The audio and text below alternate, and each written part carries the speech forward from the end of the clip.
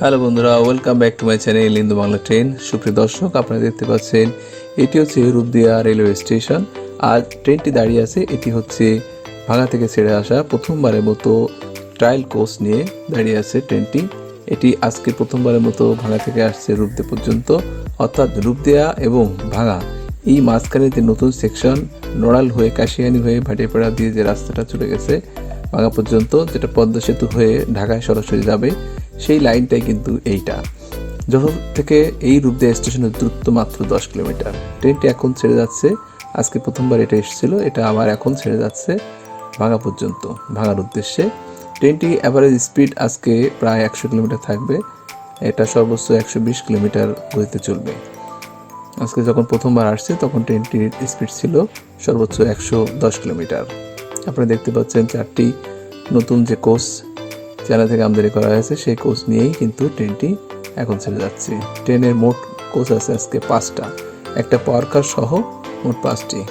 এবং ভারতের উপহার দেওয়া যে লোকোমোটিভ, সেই লোকোমোটিভ কিন্তু আজকে এই ট্রায়াল রান হিসেবে ব্যবহৃত হচ্ছে। দূর থেকে দেখতে অনেক সুন্দর লাগছে। সোজা যে লাইনটা চলে গেছে এটি হচ্ছে খুলনা। যারা যশোর থেকে খুলনা যাবে তারা মাঝখানে এই লাইনটা দিয়ে যাবে, এবং পাশে যে লাইনটা দিয়ে যাচ্ছে ট্রেনটি এখন, এটি কিন্তু সামনে গিয়ে বামে বাঁক নিয়েছে, অর্থাৎ পদ্মবিলা হয়ে এটি চলে যাবে নড়াল হয়ে, ভাঙা হয়ে ঢাকা। জুন মাসের মধ্যেই পুরোপুরি সম্পূর্ণ হয়ে যাবে কাজ, এবং তখনই আশা করা যায় এই ট্রেন পুরোপুরিভাবে যাত্রী পরিষেবা দেবে যাবে।